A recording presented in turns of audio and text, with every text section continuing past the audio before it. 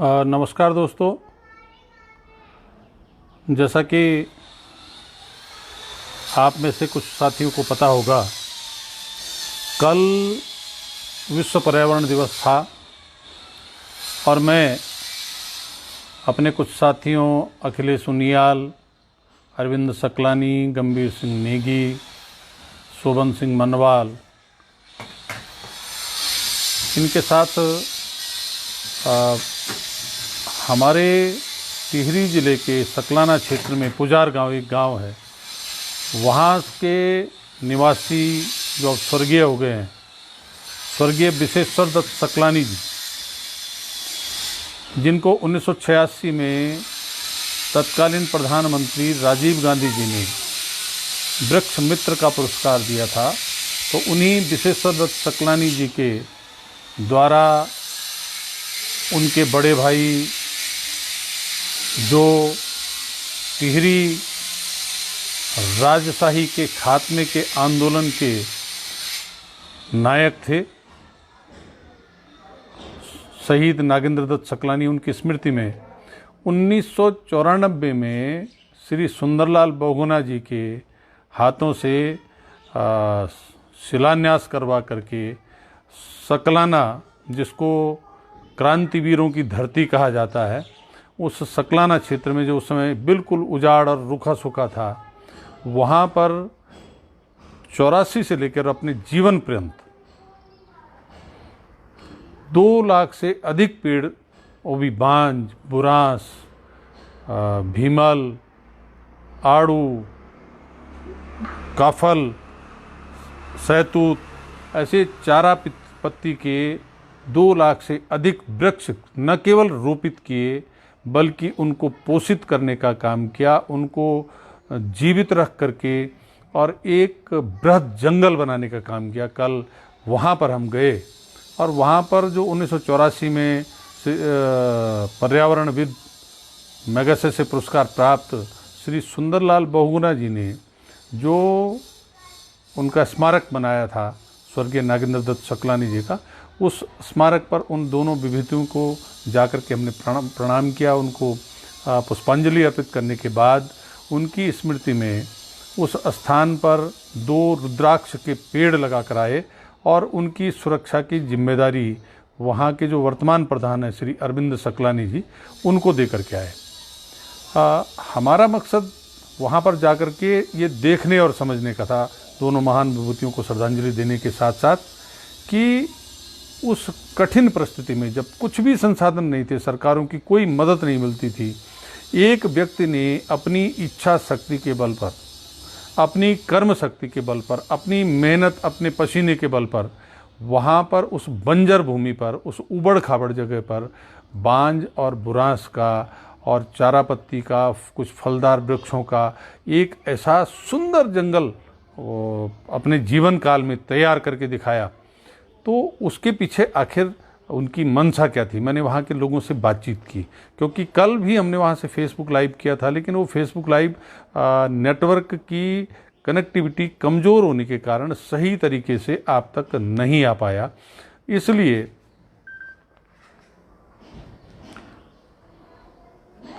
कल हम अपनी बात को सही तरीके से आप तक नहीं पहुंचा सके। तो वहाँ पर जाकर के जो लगा कि भाई एक जुनून जो होता है आदमी में कि मुझे ये काम करना है और करके दिखाना है, उस जुनून ने उस महान विभूति को उतने बड़े काम की प्रेरणा देने के साथ साथ उसको उसका अंजाम सफलता तक ले जाने में जीवन में एक उदाहरण प्रस्तुत करने का उन्होंने काम किया। मैं इस बात को इसलिए कह रहा हूँ कि मैं एक दिन क्यारखुली गया, वहाँ पर गज्जी सिंह रावत, मैंने उनका जो काम देखा कि उन्होंने ज़मीनों का सटवारा बंटवारा, वो इंतज़ार नहीं किया चकबंदी का, सटवारा बंटवारा किया।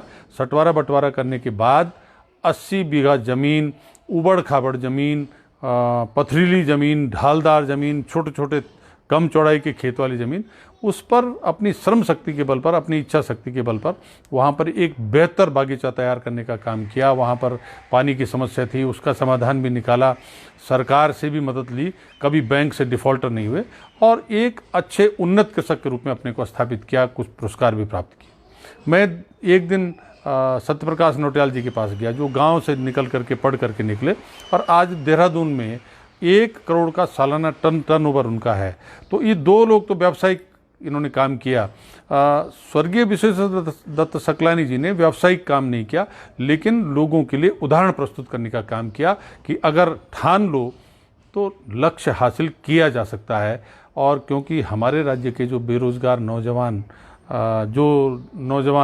बेरोजगार होकर घर आए, जो रोज़गार दफ्तर की लाइन में खड़े हैं, ये सब चीज़ें ये बता करके मैं आपके मन में वो जज्बा तैयार करने की कोशिश कर रहा हूँ कि आप लोग भी अपनी इच्छा शक्ति के बल पर तय करो कि स्वरोजगार के लिए मेरे लिए क्या रास्ता ठीक हो सकता है और उस काम को आप करो। कल जिन साथियों ने वहाँ पर सहयोग किया, 10-15 लोग थे, हमने सोशल डिस्टेंसिंग का पालन भी किया, वहाँ पर प्रणाम भी किया, उनको श्रद्धांजलि अर्पित की और उनका जो ध्येय था वृक्षारोपण और पर्यावरण की रक्षा का, उस पर भी काम किया। लेकिन उसके साथ साथ सकलाना जाने पर जो दूसरी जानकारी मिली वो ये थी कि निरंजनपुर मंडी देहरादून में जिस तरह से कोरोना के संक्रमित के रूप में वहाँ के आड़ती कोरोना से ग्रसित हो रहे थे, तो निरंजनपुर मंडी को बंद करने का आदेश 11 तारीख तक के लिए जिला प्रशासन के माध्यम से दिया गया। व्यवस्था बनाने के लिए करना पड़ेगा। लेकिन उस आदेश के साथ ही इस समय जो नकदी फसलें सकलाना क्षेत्र में हमारे जौनपुर और थौलदार के लोगों के ऊपर, थत्यूड़ में, धनोल्टी साइड में जो पूरा डांडे का इलाका है, धनोल्टी से लेकर के मोरियाना तक का, वहाँ पर थौलदार के लोगों की नकदी फसलें, इधर चंबा साइड की काणाताल की नकदी फसलें, तो वो वहाँ से सब मंडी में जो आती थी उन पर रोक लग गई और ये फसलें खेतों में सड़ने के बारे में वहाँ का किसान चिंतित था। गंभीर सिंह नेगी जो हमारे ब्लॉक कांग्रेस कमेटी के अध्यक्ष हैं, उन्होंने मुझसे ये समस्या रखी और भी भाइयों ने कहा कि साहब अगर ये हमारी सारी मेहनत पे पानी फिर जाएगा, मौसम ने तो वैसे ही किसान पर चोट कर रखी है, तो अब अगर मंडी में सामान नहीं जाता तो दिक्कत आ जाएगी। मैंने जो यहाँ पर देहरादून में मंडी सचिव हैं, मंडी इंस्पेक्टर पहले चरण में, उनसे बात की। मैंने जिलाधिकारी को फ़ोन लगाया, कहीं मीटिंग में व्यस्त रहे होंगे, मैंने उनको मैसेज डाला। लेकिन फिर मुझे ख्याल आया कि मुझे कृषि मंत्री से सीधी बात करनी चाहिए। मैंने श्री सुबोध उनियाल जी, कृषि मंत्री जो हमारे हैं, उनसे फ़ोन पर आग्रह किया कि यहाँ पर सकलाना क्षेत्र और थौलदार, जौनपुर, चंबा 3 ब्लॉक के लोगों की नकदी फसलें खेत में सड़ करके बर्बाद हो जाएंगी, बड़ा नुकसान हो जाएगा, इन पर ज़रा कृपा करिए। तो मैं धन्यवाद देता हूँ सुबोध उनियाल जी का कि उन्होंने मेरी बात का तुरंत संज्ञान लिया और उन्होंने मीनाक्षी सुंदरम जो वरिष्ठ अधिकारी हैं उनको फ़ोन करके और कल ही एक आदेश जारी करवाया कि अस्थायी मंडी के रूप में रायपुर ब्लॉक के ग्राम अस्तल की जो माल देवता जो जगह है उसकी 14वीं बाकायदा चिट्ठी में उसका विवरण है, उसको उन्होंने अस्थायी मंडी स्थल के रूप में घोषित करके और उस पर आज कल से काम शुरू हो जाएगा। तो कम से कम हमारे क्षेत्र के वो मेहनतकश लोग जो पसीना बहा रहे हैं, अपने खून पसीने से अपने रोज़गार पैदा कर रहे हैं, अपने परिवार को भरण पोषण कर रहे हैं, तो उनकी खेती, उनकी मेहनत बर्बाद न हो, इस काम पर संज्ञान लिया। मैं सुबोध उनियाल जी का बहुत बहुत धन्यवाद करना चाहता हूं कि उन्होंने तुरंत सुना और उसका समाधान निकाला। और मैं बधाई देना चाहता हूं गंभीर भाई, आपको, अखिलेश जी और अरविंद सकलानी जी, कि आप लोगों ने मामला संज्ञान में लाया तो हम इस पर बातचीत कर सके और उसका समाधान निकला। तो अब किसानों को इस नुकसान से हम बचा सके, मुझे इस बात की खुशी। अखबार में और कल सोशल मीडिया में खबरें तैर रही हैं कि ग्रीष्मकालीन राजधानी को हम ई राजधानी बनाएंगे। बच्चा हुआ नहीं और नामकरण होने जैसी बात है। मेरा निवेदन है माननीय मुख्यमंत्री जी से कि टेक्नोलॉजी का इस्तेमाल होना चाहिए, प्रचार प्रसार के तरीके हैं वो भी होता है, लेकिन आज जो क्षेत्र में मुझे ज़रूरत महसूस होती है कि जो पर्वतीय क्षेत्र है वहाँ पर कनेक्टिविटी बहुत कमज़ोर है। केवल गैरसैंण को सरसब्ज बना देने से काम चलने वाला नहीं है। गैरसैंण को आप राजधानी बनाइए, ये हमारी मांग भी है। आपने उसको ग्रीष्मकालीन बनाया, पूर्णकालिक बनाई है। इस समय दिल्ली भी आपकी सरकार है, उत्तराखंड में भी आपकी सरकार है, तो उस काम को तो करिए। लेकिन उसके साथ जो दूसरा महत्वपूर्ण काम है कि BSNL तो आपकी सरकार ने, दिल्ली वालों ने बर्बाद कर दिया। अब जियो का भी सिग्नल जैसा पहले मिलता था वैसा नहीं मिल रहा और बाकी लोगों की तो डिग्री चढ़ा ही रखी है। तो पहाड़ों में कनेक्टिविटी बहुत कमज़ोर है, नेटवर्क बहुत कमज़ोर है। अगर आप इनको निर्देशित करवा सकें अपने दिल्ली वाले बड़े नेताओं से, तो जनता पर आपकी बहुत कृपा होगी। उसको ठीक कराइए, तब गैरसैंण को भी ज़रूर ई विधानसभा बनाइए। हाई कोर्ट ने जो एक आदेश कल दिया, मैंने आवाज़ उठाई, मुझे इस बात की खुशी कि मैंने समय पर आवाज़ उठाई कि भाई मंत्रिमंडल अगर क्वारंटीन होगा, राज्य सरकार के मंत्री कोरोना से गलती के कारण, लॉकडाउन का पालन न करने के कारण, सोशल डिस्टेंसिंग का पालन न करने के कारण और जो नियम कायदे कानून है उनका आरोग्य सेतु डाउनलोड न करने के कारण वो भी दोषी हैं, उनके खिलाफ कार्रवाई होनी चाहिए। तो मेरी इस मांग पर हमारे कोई मित्र हाई कोर्ट गए और उन्होंने हाई कोर्ट में जब इस पर मामला दाखिल किया PIL के रूप में, तो सतपाल महाराज जी को एक नोटिस हो गया। ये सतपाल महाराज जी का प्रश्न नहीं, ये सरकार में जो लोग हैं उनकी कार्यप्रणाली पर एक बड़ा प्रश्न चिन्ह है कि भाई आप लोग जिनके ऊपर रक्षा का भार है, जिनके ऊपर तंत्र को चलाने की जिम्मेदारी है, आप लोग अगर गैर जिम्मेदारी के भाव में काम करोगे, आप गलती करोगे, तो फिर सुधार कौन करेगा। तो ये नोटिस हुआ, ये हमारे लिए एक अच्छी सूचना है। और उससे बड़ी जो सूचना है कि जिस काम को हम 22 मार्च से अपने कुछ साथियों की मदद से मैं कर रहा था, प्रवासियों की घर वापसी और उसके बाद उनके लिए रोज़गार के अवसर, ये हमारा सबसे महत्वपूर्ण एजेंडा है। हमारी जो श्रम शक्ति है, हमारी जो युवा पीढ़ी है, उसको रोज़गार, उसके हाथ खाली न रहें, उसका दिमाग खाली न रहे, दिमाग भी काम पर रहे और हाथ भी काम पर रहे। खाली दिमाग शैतान का घर जैसा बोलते हैं, फिर वो गलत रास्ते पर न चल पड़े। तो इसलिए समय रहते काम करने की ज़रूरत है। और मेरी परसों जिलाधिकारी उत्तरकाशी से बात हुई कि भाई, मैंने कहा आप अपना काम अच्छे करते हैं, जिम्मेदारी से करते हैं, तो जो उत्तरकाशी में 43 लोग बम्बई से आकर के पिरानकलियर में 14 दिन इंस्टीट्यूशनल क्वारंटीन में रहने के बाद वो दोबारा से उनको उत्तरकाशी का जिला प्रशासन इंस्टीट्यूशनल क्वारंटीन में डाल रहा था। मेरे संज्ञान में मामला आया तो मैंने इस मामले को अपने तरीके से मीडिया में, सोशल मीडिया में उठाया। तो जिलाधिकारी का फ़ोन आया, तो बहुत सारी बातें हुई, तो फिर उनके लड़कों के घर जाने का फैसला हुआ। लेकिन उसके साथ मैंने उनसे कहा कि सरकार ने हमारी देखा देखी जो ऐप जारी किया है, वो ऐप तीसरे चरण का काम है। पहले चरण का काम है कि बेरोज़गार होकर के घर आए लोगों और जो रोज़गार की तलाश में हमारा नौजवान यहाँ उत्तराखंड में रह रहा है, उन लोगों को स्वरोज़गार के लिए प्रेरित करने की ज़रूरत है, उनको मोटिवेशन की ज़रूरत है।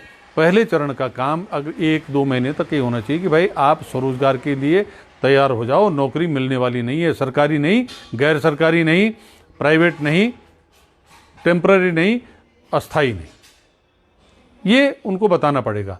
आपको अपना काम खुद ढूंढना पड़ेगा, खुद करना पड़ेगा। ये तय करो क्या काम करना है, और उसके लिए फिर उनको एजुकेट करने की ज़रूरत है। एजुकेट करने की इस रूप में कि केंद्र सरकार की रोजगार पर, स्वरोजगार पर क्या क्या योजनाएं हैं और राज्य सरकार की क्या क्या योजनाएं हैं, और उन योजनाओं में क्या क्या आपको सरकार से सहूलियत मिल सकती है, बैंक से ऋण कैसे मिल सकता है, क्या योजना हमारे क्षेत्र के लिए मुफीद है, क्या योजना जो हमारी अपनी एजुकेशनल क्वालिफिकेशन है, हमारा जो वर्क स्किल है, हमारा जो वर्क एक्सपीरियंस है, उसके हिसाब से हमारे लिए क्या योजना फ़ायदेमंद है, किस क्षेत्र में काम करना फ़ायदेमंद है, ताकि हम अपना रोजी रोटी वहाँ से कमा सकें, अपने परिवार का बेहतर भरण पोषण कर सकें, अपने बच्चों का लालन पालन ठीक से कर सकें, उनकी शिक्षा दीक्षा ठीक से कर सकें।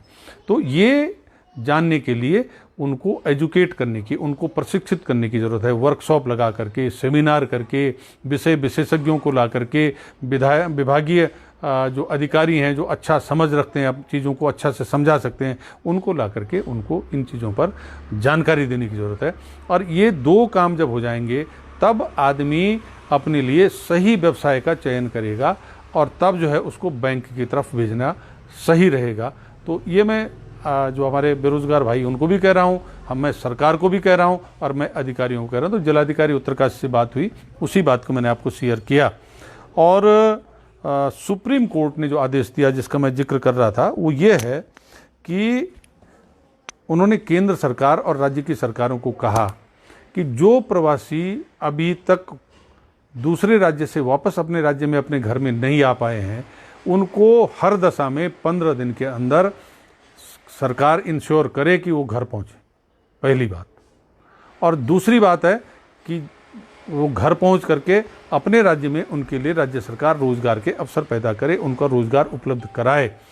तो मेरा कहने का मतलब है कि हमने आपकी घर वापसी की लड़ाई शुरू की, आज यहाँ से बात शुरू होकर के राज्य सरकार, केंद्र सरकार से लेके माननीय उच्चतम न्यायालय है, जिस पर सब विश्वास करते हैं, जिसकी बात को सब सुन करके मानते हैं, जिस पर भरोसा करते हैं कि कहीं नहीं तो न्याय के देवता के पास चलेंगे, वहाँ से आदेश आ गया। तो ये आप जो प्रवासी भाई हैं, जो हमारे बेरोजगार नौजवान हैं, उनके लिए बड़ी सुखद खबर है कि 15 दिन के अंदर उनकी घर वापसी सुनिश्चित हो। और दूसरी सुखद खबर यह है कि राज्य की सरकार अपने राज्य के अंदर उनके लिए रोजगार के अवसर पैदा करे, पैदा न करे, उनको रोजगार उपलब्ध करवाए। ये दूसरी बड़ी खबर है। तो अब सरकार को की जिम्मेदारी कोर्ट ने तय कर दी, अपनी जिम्मेदारी आप लोग तय करो कि आप लोग अब किस क्षेत्र में काम करना चाहते हैं। मैं 2 तारीख को अपने गांव से जब वापस देहरादून आ रहा था तो कमान में नेरी गांव के 5-7 जो लड़के पूना से घर आए थे, मुझे मिलने आए। मैंने उनसे कहा कि भाई क्या काम करोगे, तो उन्होंने कहा कि साहब नीचे पीपल के पेड़ के पास चंबा दरासू रोड पर जो नेरी गांव की ज़मीन है, हम यहाँ पर मछली पालन और क्या कहते हैं मुर्गी पालन का काम करेंगे। बिल्कुल अच्छी जगह, मुफीद जगह है। पर मैंने उनको कहा कि अगर आप मछली और मुर्गी पालन करना चाहते हो, क्योंकि हमने भी कुछ समय मुर्गी पालन का काम किया, तो इसलिए मुझे मोटे मोटे कुछ जानकारियाँ हैं, उनको समझ करके मैंने उनको सलाह दी कि आप लोग दोनों काम की 2 अलग अलग लड़के जा कर के इसकी प्रशिक्षण लो, प्रशिक्षण लेकर के जानो कि मुर्गी पालन कैसे किया जाता है और मछली पालन कैसे किया जाता है। तो इसका विधिवत प्रशिक्षण अगर लेंगे तो आपको निश्चित रूप से इस व्यवसाय से एक अच्छा रोजगार मिलेगा।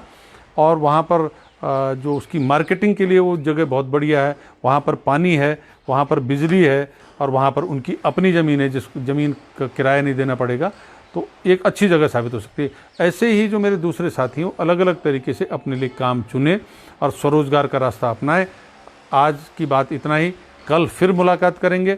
जिन्होंने मुझे सुना उनका धन्यवाद, और जिन्होंने नहीं सुना वो बाद में सुनेंगे।